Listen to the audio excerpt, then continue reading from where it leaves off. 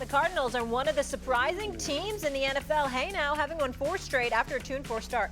They have a 52% chance to win the NFC West, followed by the 49ers at 38%.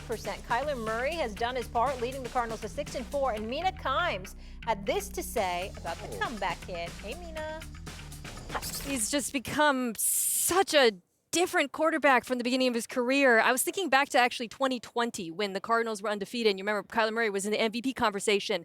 He was great. But what he was doing was far less sustainable. It was so much, hey, Kyler, go make a play. And he was extending and making crazy throws on the move. This is different. This is a different level of quarterbacking we are seeing from Kyler Murray. He is killing teams in zone coverage from inside the pocket, picking them apart. He's throwing such a catchable ball, especially when he's under pressure. Look, Lamar Jackson is still the MVP frontrunner, but Kyler Murray has entered the conversation. Well, Yeah. Meek. Yeah. We know how intelligent Mina Kimes is. Does Kyler belong near the top of the MVP combo? Absolutely. Yeah, I mean, I think he deserves being a combo, and Mina said it perfectly. I think Lamar is still the front runner, but Kyler's doing similar things, where it is an evolution of his game. And to the point that she was making, he does seem to be playing a lot better, and this whole team is playing a lot better. They're taking some pressure off of Kyler with players that we did not anticipate being good. That defense is playing well. They're running the ball well. They're making it easier for Kyler, but he is elevating him to the next level. I think he had a plus 20 CPOE, just so the expectation was that the completion percentage was going to be 70. That man had a 90 completion percentage, and his QBR is incredible in all situations. There isn't a situation right now where Kyler Murray is playing poorly. He's playing well in the red zone, outside the pocket, inside the pocket, against the blitz. He's doing everything you expect of a quarterback, and it's elevating this team. And I don't know how else you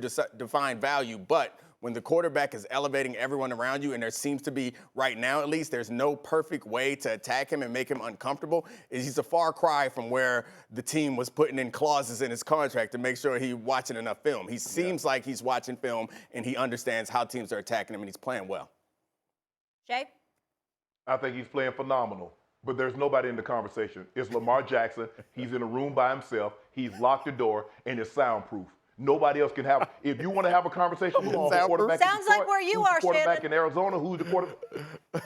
No, I mean Lamar Jackson has 24 touchdowns, 2 interceptions, 2,600 yards. At the end of the day, Saturday, you know this. It's still a stat-based award. Because at the end of the day, people like, well, Patrick Mahomes has the 3rd best odds of winning the MVP. With 12 touchdowns and 9 interceptions? Really? Even if they go undefeated, Patrick Mahomes is not winning the MVP because his stats doesn't align. You look at Lamar Jackson's numbers. Lamar Jackson is going to end the season.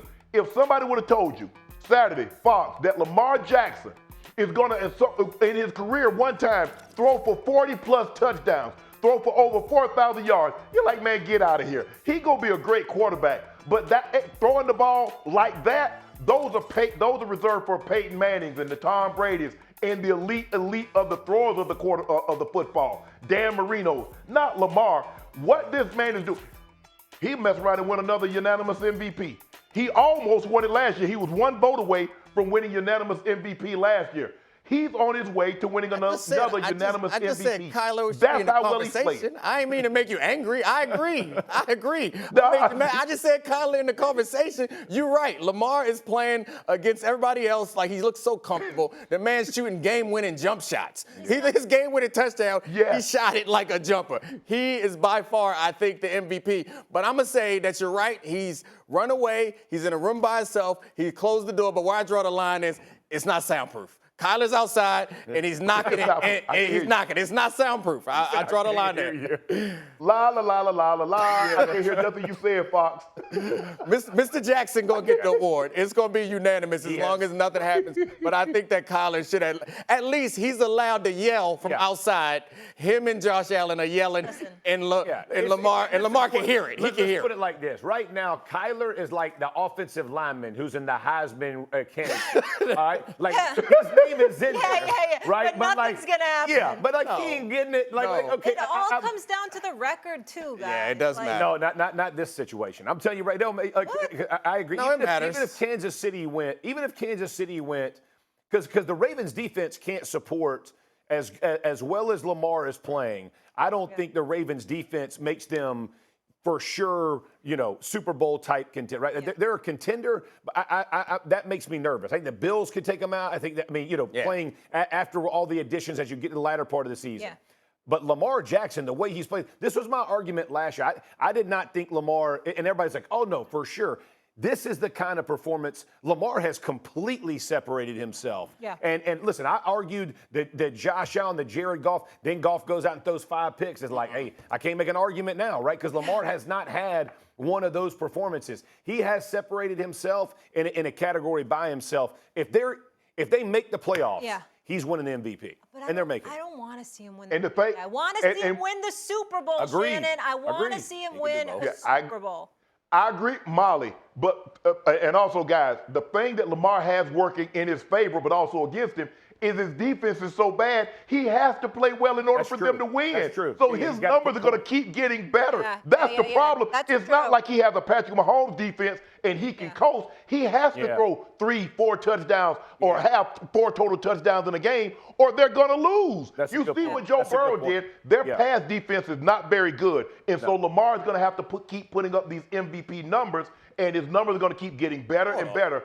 And a guy throws for 40 touchdowns, 4,000 yards, and have the number one rushing attack. And he has the highlight-worthy plays that we're going to see time and time again. But how did you hijack this segment? We got Kyler's face down there, Kyler Murray, and this turned into a Lamar segment. You know what? Because Kyler's the O-line. We get ignored. We don't get talked about. It's like, he's top 3 in the Heisman. You just wanted to show your profile again. Don't lie. It hurts. You just wanted your profile on camera one more time. I know a specific demographic viewing habits are going up on this show today. Play a lot of Foxworth. You're going to get women 18 to 35 watching your show. Watch this. Is it 18 to 35 or 35 plus? Call it what you want. Numbers count. The numbers is going up. I love it. The Steelers are 7-2, good for first in the AFC North, just like we all predicted it. Pittsburgh has won 4 straight, tying their longest win streak over the last 4 seasons. They have a 4% chance to win the Super Bowl. That, according to our analytics here at ESPN, which is 10th in the NFL. Jeff Saturday, take it first. Are the Steelers legit? I don't know what my answer was supposed to be, but I'm going to say not legit. I'm going to say good playoff push. I do not have them in fully legit yet because I don't trust the offense to be able to get like Russell Wilson has balled. They're averaging 30 points since he's been QB versus 20. I get all of that. But a lot of that is predicated on deep balls, these 50-50. I mean, this Pickens catch is unbelievable. Yeah. When you play really good defenses that are playoff style, it's going to be hard. Now, does that mean I'm writing them off? I'm not writing them off. I just need to see progression from their offense in their run game, explosive plays out of the run game, and being able to do this because it's going to get into one of those kind of track meets. Can they match score for sure? Let's go, Nicolicious. I mean, this Jeff, it says right here, Steelers legit Super Bowl contender. Jeff, yes. So you changed your mind. I changed my mind. Walk it back. Now, you get on me every week because I change my mind from week to week. You change your line. He's been on TV for 4 hours. He's got his family in town. It's fluid. I disagree with 9 a.m. Jeff, but 12 p.m. Jeff? He is right on point. That Jeff, I agree with him. Because I think this defense is really good. Yeah. But there's going to be a time when there's an opponent's going to put up big points on them in the playoffs. Yeah. And you're going to need your offense to be able to keep up. And that's the problem. As much as we're celebrating what Russ is doing now, we're celebrating it relative to the expectations that we had for this offense and expectations that we had for Russ. Russ is better than I thought he was. Yeah. This offense is better than I thought it was going to be. Right. But it's not championship contender. And to your point, Jeff, they are surviving on a lot of jump balls that Pickens is winning that is not going to be the same when they are. And just so we know, this wasn't 9 a.m. This was Kwaku probably get me like yesterday at like 5. You was feeling nice. Like, I was kind of tired, you know what I mean? Like I was thinking about bedtime. I was just answering the hands. Yeah. I feel you. That was the real. We all have our days. That's when it's fluid. It's fluid. Shay, where are you? I like them. I think they are. Are we sure there's a team that's going to be in the AFC that can put up major points, that can get to 30, that can get to 35 points? Now, I like the addition of Mike Williams. I like George Pickens. And come playoff time, somebody's going to have to make a catch. And Russell has been in enough big games. I don't believe he will falter or succumb to the pressure of playing well in a big game. They can run the ball a little better. They can run the ball really well. Since Jalen Warren has returned, he and Najee Harris has done a great job of controlling the clock.